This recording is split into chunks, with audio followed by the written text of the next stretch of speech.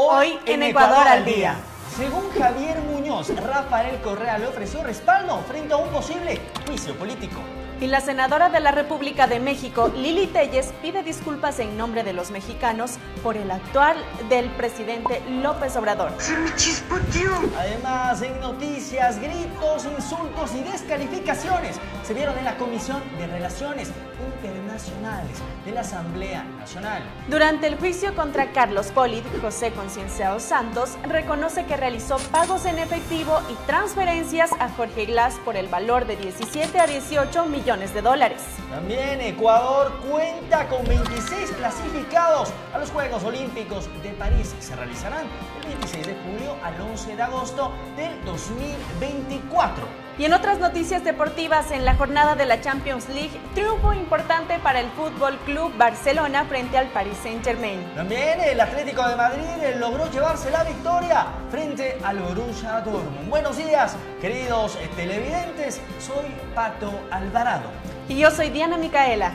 Es momento de arrancar con las noticias. Bienvenidos a Ecuador al día. Vamos con las noticias de hoy. Durante su declaración anticipada sobre el caso Independencia Judicial, Javier Muñoz mencionó ante la Corte Constitucional una oferta del expresidente Rafael Correa. En este caso, se encuentran procesados Wilman Terán, expresidente del Consejo de la Judicatura, los exvocales Javier Muñoz y Maribel Barreno, y otros 4 funcionarios por presunto tráfico de influencias en medio de un conflicto con el gobierno de Guillermo Lasso. Regresaremos. Javier Muñoz reveló haber buscado ayuda para evitar ir a un juicio político en la Asamblea Nacional. ¡Atrapada! ¡Ay! En ese contexto mencionó haber establecido contacto con el expresidente Rafael Correa a través de Rafael Carófilo, un cercano colaborador de Vinicio Alvarado, exministro del correísmo. Muñoz afirmó que se reunió con Correa el 30 de marzo del 2023. Nos reunimos con el presidente Correa,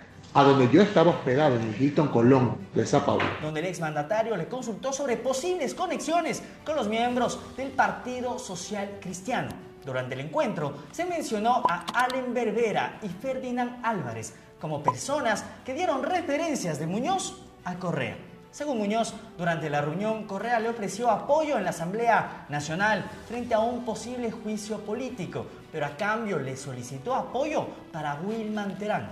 Además, mencionó que Correa tenía una agenda que incluía la destitución de la fiscal general Diana Salazar. Y le vamos a meter 500 tiros. Y la suspensión del fiscal subrogante Wilson Toainga, así como mantener en sus cargos a los jueces Byron Guillén y Luis Rivera, quienes estaban a cargo de revisar el caso Sobornos, en el que Correa y otros están sentenciados. Muñoz precisó que Terán le aseguró que cumpliría con la agenda de Correa y que se programó una sesión para suspender a la fiscal general para el 29 de mayo del 2023. Según Muñoz, Terán tenía un informe preparado previamente y comunicó a Correa, quien le pidió a Muñoz que apoyara en este punto.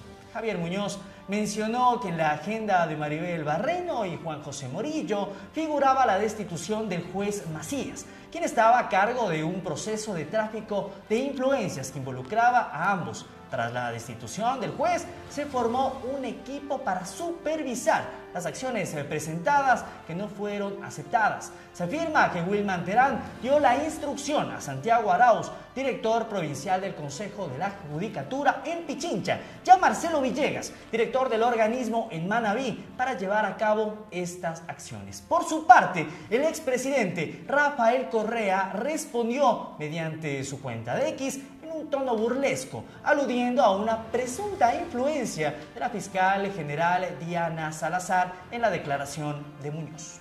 Y en otras noticias, Pato, la conferencia de prensa ofrecida por la senadora Lili Téllez del Partido Acción Nacional PAN ha generado una considerable controversia tras sus declaraciones en las que se disculpó con el pueblo ecuatoriano y su presidente Daniel Noboa por las acciones del presidente mexicano Andrés Manuel López Obrador y el jefe de Cancillería de la Secretaría de Relaciones Exteriores de México, Roberto Canseco, respecto al asalto a la Embajada de México en Quito. Quiero ofrecer al pueblo del Ecuador y al presidente Daniel Noboa una disculpa pública por el embate del bully latinoamericano a su país. Como Ecuador ha constatado, López Obrador es el bully de Latinoamérica.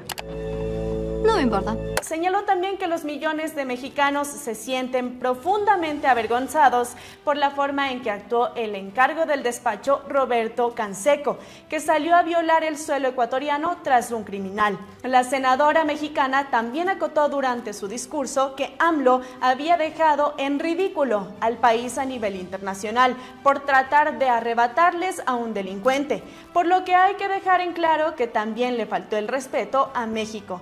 Telles pidió que AMLO cese su intervención excesiva en los asuntos de otros países y expresó que celebra que el criminal Jorge Glass esté en una cárcel y no esté ensuciando la embajada mexicana.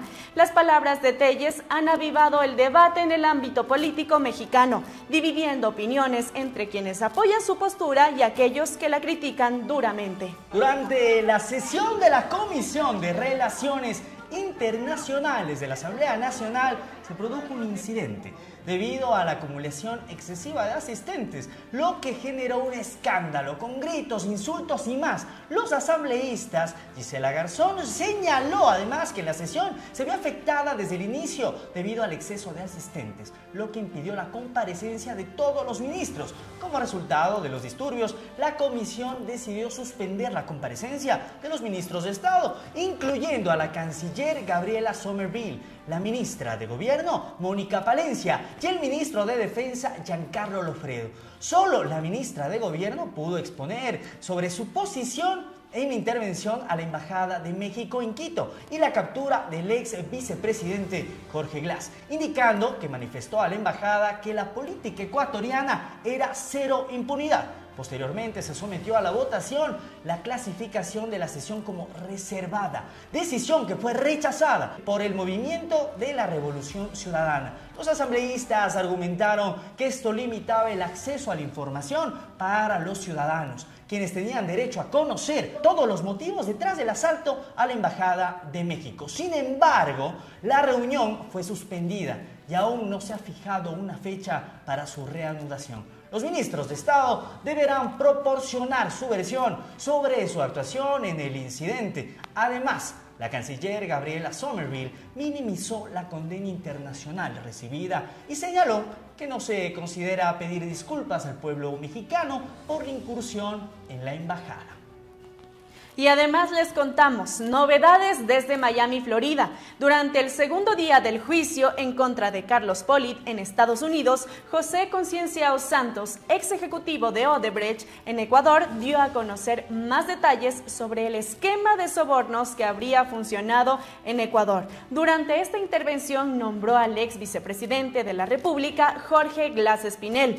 La mención se realizó cuando un abogado de Pollitt interrogó a Concienciao frente al jurado estadounidense que decidirá si Pollitt es culpable o inocente. La confesión del brasileño se realizó bajo juramento. El abogado le preguntó si recordaba los pagos que realizó a Glass. Él respondió que sí, que esa información constaba en sus cooperaciones judiciales con las autoridades tanto de Brasil como de Estados Unidos. El ex ejecutivo de Odebrecht afirmó que las autoridades estadounidenses ya conocen estos pagos, los cuales oscilaron entre los 17 y 18 millones de dólares. Recordemos que Jorge Glass fue sentenciado en Ecuador a 6 años de prisión por el caso Odebrecht y a 8 años por el caso Sobornos. Ambas condenas fueron unificadas, por lo que deberá cumplir solo la pena mayor. Continuamos con más noticias, Mica, y es que la Escuela Superior Politécnica del Litoral, ESPOL, y la iniciativa privada EcoHome, a través de un convenio de cooperación, implementaron un laboratorio de reciclaje en el centro universitario en el área de controles eléctricos industriales de la Facultad de Ingeniería en Electricidad y Computación.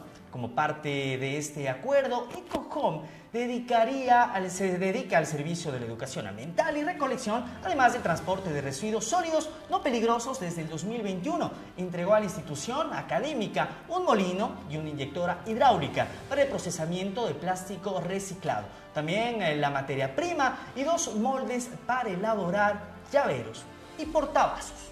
Interesante, Pato, muchas gracias por la información y te cuento también que inspectores y médicos veterinarios de la Unidad de Bienestar Animal, en colaboración con la Policía Nacional y otras entidades municipales, rescataron a 7 perros que se encontraban encadenados en el Parque Chimbía, al suroriente de Quito.